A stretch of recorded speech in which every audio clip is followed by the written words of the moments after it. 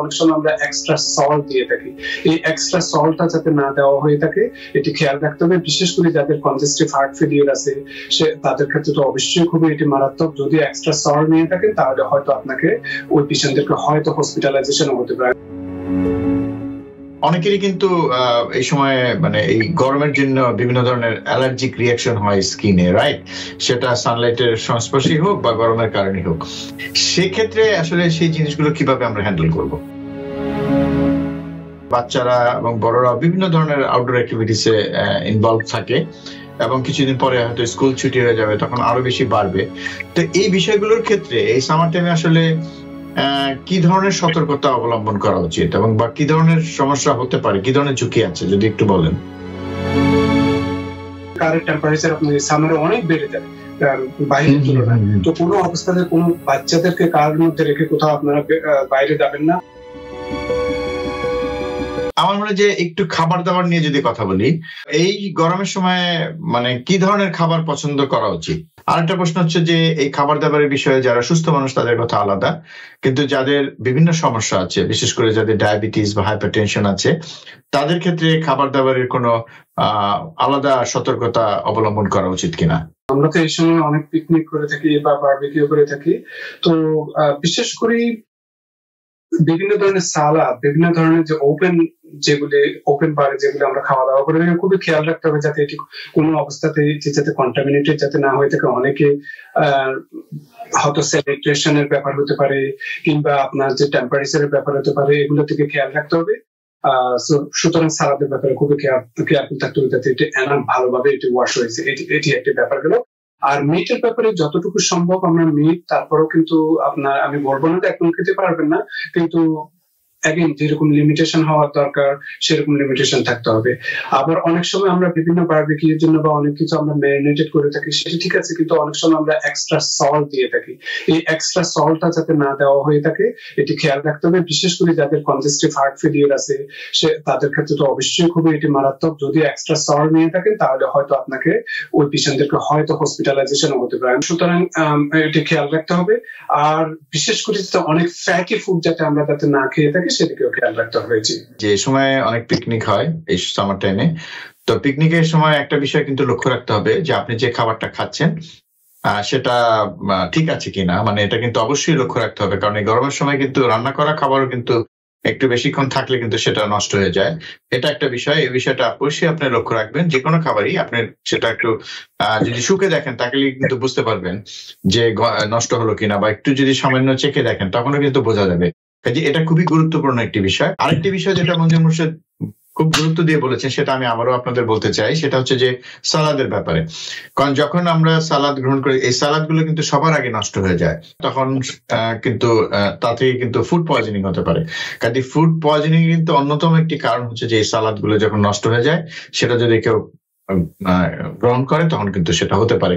কাজে অবশ্যই এই বিষয়টা লক্ষ্য রাখবেন এই পিকনিকের সময় সামার টাইমে। এবং এবার ডাক্তার আমি পরবর্তী প্রশ্নে চলে যাচ্ছি ডাক্তার মঞ্জুর মোর্শেদের কাছে। তো ডাক্তার মঞ্জুর মোর্শেদ, একটা বিষয় আমাদের একটু হয়তো আলোচনা করা হয়নি, সেটা হচ্ছে যে অনেকেরই কিন্তু এই সময় মানে এই গরমের জন্য বিভিন্ন ধরনের অ্যালার্জিক রিয়াকশন হয় স্কিনে, রাইট? সেটা সানলাইটের সংস্পর্শেই হোক বা গরমের কারণে হোক। সেক্ষেত্রে আসলে সেই জিনিসগুলো কিভাবে আমরা হ্যান্ডেল করব? এই সময় আমরা অনেক সময় বাইরে বিভিন্ন কিছু সংস্পর্শে আসা হয়ে থাকে, যেমন পয়জন আইভি, এটি অনেক অ্যালার্জিক রিয়াকশন হয়ে থাকে, হাইভস হয়ে থাকে, খুবই ফ্লুরাইটিস, ইচিনেস হয়ে থাকে। তো এরকম যদি হয়ে থাকে অবশ্যই আপনার প্রথমে যদি আপনার যদি কোনো ধরনের কোল্ড টাইপের ওয়াটার থাকে একটা ক্লথের মধ্যে বা হেভি একটা ন্যাপকিনের মধ্যে নিয়ে এটি আপনার স্কিনের উপর দিতে পারেন। এবং এট দ্য সেম টাইম যাদের অ্যালার্জিক রিয়াকশন আছে বা হিস্ট্রি বা একজিমা বা এই ধরনের কিছু থাকে, সবসময় আপনার যে কোনো ধরনের যেমন বেনাড্রিল বলেন কিংবা লরাইটেডিন বলেন, ফ্যাক্সোফিনেটিন বলেন, এই ধরনের রাখতে পারেন। আর যাদের অনেক সময় হয়তো অ্যানাফিলাক্সিস রিয়াকশন হওয়ার সম্ভাবনা যদি থাকে তাহলে এপিপেনও আপনি সাথে করে নিয়ে দিতে পারেন, এবং যদি প্রয়োজন মনে করেন তখন এটি ব্যবহার করতে পারেন আপনার থাইতে 90 ডিগ্রি অ্যাঙ্গেলে। বিশেষ করে যদি আপনার যদি লিপ যদি খুব সোয়ারিং হয়ে থাকে, ব্রিদিং এর প্রবলেম হয়ে থাকে, চোখ তোকে একদম বেশ মানে দেখতে খুবই ভালো দেখাচ্ছে না, এরকম অবস্থা হলে আপনাকে এপিপেনটা দিয়ে আপনার 911 কল করতে হবে। জি, অনেক ধন্যবাদ ডাক্তার মঞ্জুর মোর্শেদ। তা আমরা অনেক বিষয়গুলো আলোচনা করেছি, তারপর আমার মনে হয় যে একটা বিষয় নিয়ে এর আরেকটু বেশি আলোচনা করা দরকার, সেটা হচ্ছে যে আউটডোর অ্যাক্টিভিটিস। আপনি জানেন যে এই সময়তে মানে বিশেষ করে বাচ্চারা এবং বড়রা বিভিন্ন ধরনের আউটডোর অ্যাক্টিভিটিস এ ইনভলভ থাকে, এবং কিছুদিন পরে হয়তো স্কুল ছুটি হয়ে যাবে, তখন আরো বেশি বাড়বে। তো এই বিষয়গুলোর ক্ষেত্রে এই সামার টাইমে আসলে কি ধরনের সতর্কতা অবলম্বন করা উচিত, এবং বা কি ধরনের সমস্যা হতে পারে, কি ধরনের ঝুঁকি আছে, যদি একটু বলেন। জি, আউটডোর অ্যাক্টিভিটিতে বিশেষ করে বাচ্চাদের যদি আপনাদের কোনো ধরনের ইনসেক্ট বাইট, লাইম ডিজিজ এগুলো থেকে যদি আপনি রক্ষা পেতে চান, তাহলে আপনার যে বিভিন্ন ধরনের রিপেলেন্ট, ইনসেক্ট রিপেলেন্ট যেগুলো আমরা ব্যবহার করে থাকি, এটি 30% DEET এই ধরনের কেমিক্যাল জাতীয় এই ধরনের দিতে হবে, যাতে আপনার কোন ধরনের মসকিটো বা আপনার লাইম এই ধরনের যাতে এক্সপোজ না হয়ে থাকে স্কিনে। হ্যাঁ, আর সেই সাথে সাথে আপনাকে কোটটা হতে হবে একটু loose cloth, full sleeve cloth. তারপর আপনার প্যান্টটা হতে হবে আপনার এগেইন যদি লুজ হয়ে থাকে ওইটা আপনার সকের মধ্যে এটা মানে ভিতরে ঢুকিয়ে দিতে হবে। তারপর স্নিকার জাতীয় যেগুলোতে ট্র্যাকশন আছে সেই ধরনের স্নিকার করতে হবে। তারপর আপনার সানগ্লাসেস কথা তো আমরা বললাম, যতটুকু আপনার ফ্রিকুয়েন্টলি যাতে আপনি কোনো শেড এরিয়াতে কিংবা কুলিং এরিয়াতে যাওয়া যেতে পারে সেদিকে খেয়াল রাখতে হবে। তারপর আপনার সবসময় যাতে মোবাইল ফোনটা আপনার চার্জ থাকে, এবং যখনই আপনি বাইরে হবেন তখনই আপনার পরিচিত কাউকে বা ঘরের ফ্যামিলি মেম্বারকে আপনি অবশ্যই বলে যাবেন যে কোথায় যাচ্ছেন কিংবা কতক্ষণে আপনি ফিরে আসবেন, সেগুলোকে বলা যেতে পারে। বিভিন্ন জায়গাতে বিভিন্ন সেফটি রুল আছে, পার্কে বলেন কিংবা আপনার বিভিন্ন ধরনের লেকে বলেন, যেখানে যে সাইনটা এটা পোস্ট করা হয়েছে সেটা ফলো করবেন। যদি বলা হয়েছে যে এখানে যাবেন না বা এখানে এইভাবে সুইমিং করবেন না, অবশ্যই যাওয়া উচিত না। আর যারা আপনার সুইমিং জানেন না, অবশ্যই সুইমিং করার ব্যাপারে অবশ্যই আমি এটা নিষেধ করব। এবং সুইমিং এর ব্যাপারে তো যদি কোনো আল্লাহ মাফ করে কোনো কিছু হলে তো এগুলোর অনেক প্রিকশন আছে। আর অনেক মাউন্টেনে গেলে অনেক সময় আমরা খুব সুন্দর বিউটিফুল ওয়াটার দেখি, সাথে সাথে এত সুন্দর ওয়াটার দেখি যে এগুলোকে আমরা পান করবো, সেটি সেভাবে করা যাবে না। অনেক সময় ডায়রিয়া থাকতে পারে বা অনেক অন্য ধরনের অর্গানিজমও থাকতে পারে, সেভাবে না খাওয়াই বেটার আর কি। সেটাই, মানে সেই পানির মানে দেখে আমরা মুগ্ধ হতে পারি, কিন্তু খুব সহসা সেই পানি পান করা উচিত হবে না না জেনে।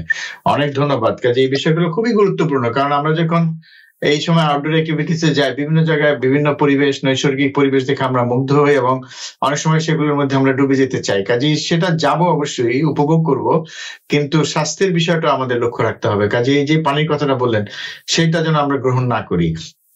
এবং পোকামাকড়ের কথাটা, আসলে এই সময় তো অনেক পোকামাকড় বেড়ে যায়, কাজে অনেক রকম সতর্কতা অবলম্বন করা উচিত। এক্ষেত্রে কি ডক্টর মঞ্জুর মোর্শেদ, আপনি কি সাজেস্ট করেন যে আমরা অনেক সময় দেখি যে বিভিন্ন ইনসেক্ট রিপিলেন্ট লোশন পাওয়া যায়, সেগুলো কি ব্যবহার করা যায়? ইনসেক্ট রিপেলেন্ট, জি, অনেক সময় যে মসকিটো রিপেলেন্ট লোশন আছে, এরকম ইনসেক্ট রিপেলেন্ট লোশনটা আছে, সেগুলো কি ইউজ করা যাবে? না এই গরমের মধ্যে ঠিক ব্যবহার করা ঠিক হবে কিনা?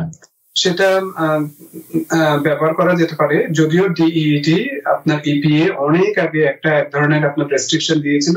তো অনেকের ক্ষেত্রে হয়তো একটা দুইটা হয়তো সিজার হতে পারে। সেটি আমি একটা গবেষণায় দেখেছি যে 100 মিলিয়নের মধ্যে একজনের সিজার হয়েছে এই ধরনের। তো একটু সতর্কতা অবলম্বন করা উচিত সেক্ষেত্রে। এটি 2 বছরের নিচে বাচ্চাদেরকে না দেওয়াই বেটার। আচ্ছা আচ্ছা, অনেক ধন্যবাদ, অনেক ধন্যবাদ। তো আরেকটা বিষয় যে ধরুন এই সানলাইটে কারো যদি দেখা যাচ্ছে যে হয়তো অ্যালার্জি আছে, বা হঠাৎ করে কোনো কারণেই হোক যখন এক্সপোজড হলেন বাইরে, তখন যদি স্কিনে র্যাশ উঠে যায়, চুলকায়, সেক্ষেত্রে কি কোনো মেডিসিন আছে ইমিডিয়েট রিলিফের জন্য? ওভার দ্য কাউন্টার কোনো মেডিসিন কি খাওয়া যেতে পারে?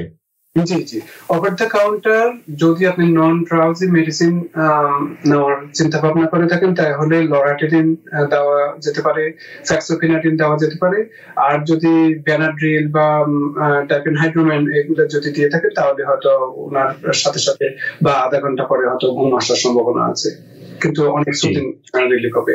যখন আউটডোরে যাবেন এই ধরনের ওভার দ্য কাউন্টার কিছু মেডিসিন কিন্তু সাথে রাখতে পারেন, তাহলে হয়তো কারো যদি এরকম সমস্যা হয় সাথে সাথে আপনারা গ্রহণ করতে পারেন। আরেকটা বিষয় হচ্ছে যে এই যে যে ধরনের সমস্যাগুলো আমরা বললাম, রাইট, এর মধ্যে অনেক সময় ধরেন পোকামাকড় যদি কামড় দিয়ে বা কারণ অনেক রকম পোকামাকড় থাকে, সেক্ষেত্রে অনেক জায়গায় ফুলে যায়। হ্যাঁ, তো সেক্ষেত্রে কি কিছু করার আছে তাৎক্ষণিকভাবে? যদি আপনি কোল্ড ওয়াটার দিয়ে যদি কম্প্রেস করেন, তাহলে আপনি কিছুটা উপকার পেতে পারেন। আর বিশেষ করে যদি বাসায় আসে, যদি এই ধরনের সমস্যা হয়ে থাকে কিন্তু এটা অনগোয়িং যদি প্রসেস থাকে, তাহলে আপনার অনেক সময় দেখা গিয়েছে যে ডক্টর সজল ভাই, যে আমাদের যে বাথটাব আছে 40, খুব সম্ভবত 40 গ্যালন একটি বাথটাব, এবং এই বাথটাবে যদি আপনি 1 কোয়ার্টার ব্লিচ যদি দিয়ে থাকেন এবং এই ওয়াটারের মধ্যে 10 মিনিট যদি আপনার বসে থাকেন, এবং ওটিতে উপকার পাওয়া যায়। আবার অনেক সময় যে আমরা যে ওট মিল খেয়ে থাকি, কিংবা ওট মিলের যে প্যাকেট আছে, ওটি দিয়েও আপনি যদি শাওয়ার করে থাকেন গায়ে দিয়ে, সেটিতে আপনার সুদিং ফিলিং হতে পারে।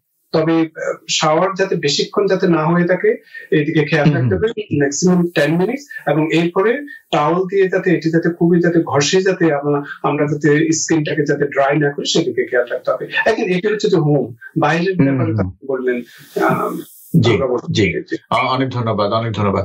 এই সময় অনেকের কিন্তু এই গরমের কারণে হাঁচি সর্দি হতে পারে, এবং সেটাও কিন্তু এক ধরনের অ্যালার্জি, গরমের কারণে অ্যালার্জি, এবং সেই অ্যালার্জির কারণে যদি হাঁচি সর্দি হয়, সেক্ষেত্রে তারাও কিন্তু যে ওভার দ্য কাউন্টার মেডিসিনগুলির কথা বললেন, যে লোরাটিডিন বা ফেক্সোফেনাডিন জাতীয় যে ট্যাবলেট গুলো আছে, সেগুলো তারা গ্রহণ করে নিতে পারেন। বা কেউ যদি জানেন যে আমার এটা হয় গরমে গেলে, এরকম হাঁচি সর্দি হয়, তাহলে কিন্তু উনি চাইলে আগাম এটা গ্রহণ করে নিতে পারেন, সেটা তাতেও কিন্তু কিছুটা উপকার হবে।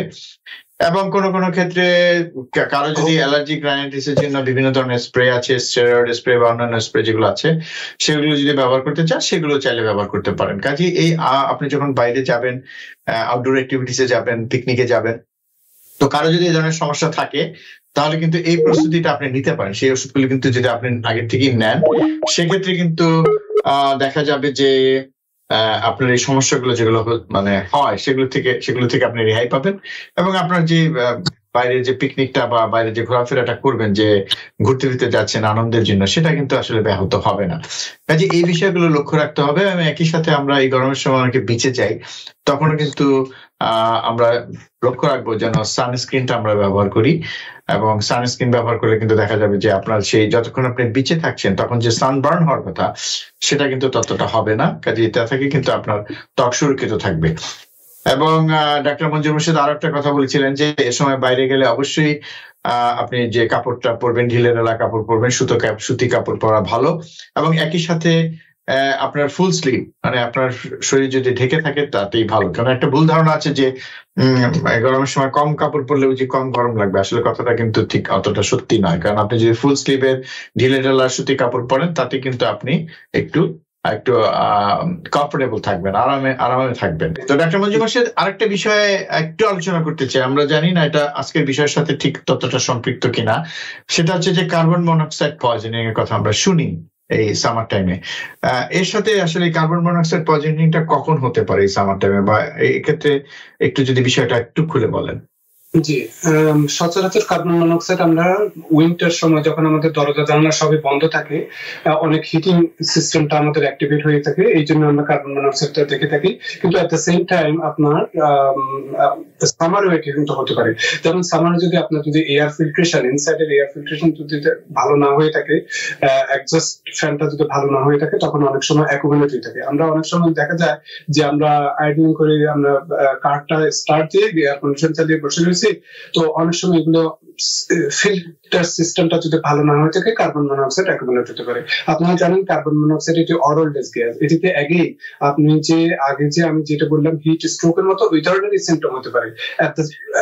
এন্ড আপনার যে ডিজিনেস বলেন, তারপর অল্টার মেন্টাল স্ট্যাটাস বলেন, এবং লস অফ কনসাসনেস বলেন, সেটিও হতে পারে। তো সুতরাং সেরকম যদি হয়ে থাকে, খুবই খেয়াল রাখতে হবে। কোনো অবস্থাতে কারের মধ্যে আপনার বিশেষ করে কারের টেম্পারেচার আপনার সামারে অনেক বেড়ে যায় বাইরের তুলনায়, তো কোনো অবস্থাতে কোনো বাচ্চাদেরকে কারের মধ্যে রেখে কোথাও আপনারা বাইরে যাবেন না। তারপর এই ধরনের যদি কারো যদি হয়ে থাকে, অবশ্যই 911 কল করবেন এবং নিকটস্থ হসপিটালে যেতে হবে। কারণ এটি ট্রিটমেন্ট হচ্ছে 100% অক্সিজেন দেওয়া, তো সুতরাং বুঝতেই পারছেন এটি বাইরে আপনি 100% অক্সিজেন পাবেন না। এই আর কি, আর কি করতে পারি। জি জি, অনেক ধন্যবাদ ডাক্তার মঞ্জু মোর্শেদ, আপনি খুব গুরুত্বপূর্ণ একটি বিষয় তুলেছেন এবং অনেক দুর্ঘটনার ইতিহাস কিন্তু আছে যে বাচ্চাদেরকে গাড়িতে গরমের সময় রেখে যাওয়ার কারণে যে দুর্ঘটনাগুলি হচ্ছে আমরা অনেক সময় বুঝি না, মনে করি যে 2-1 মিনিট বা 5 মিনিটের জন্য রেখে যাচ্ছি, কিন্তু আসলে এটা অনেক ভয়ঙ্কর কিছু হয়ে যেতে পারে। অনেক ধন্যবাদ doctor Manju Morshed. Because people sneeze. Because not everyone washes their hands. Because kids touch a lot of things. Set a date to get your COVID shot and RSV if eligible. Because if you're wondering, should I get my COVID shot? Think about other people. Learn more at nj.gov/health/vaccines. New York থেকে সম্প্রচারিত TVN 24 television বিশ্বজুড়ে বাঙালির কণ্ঠস্বর।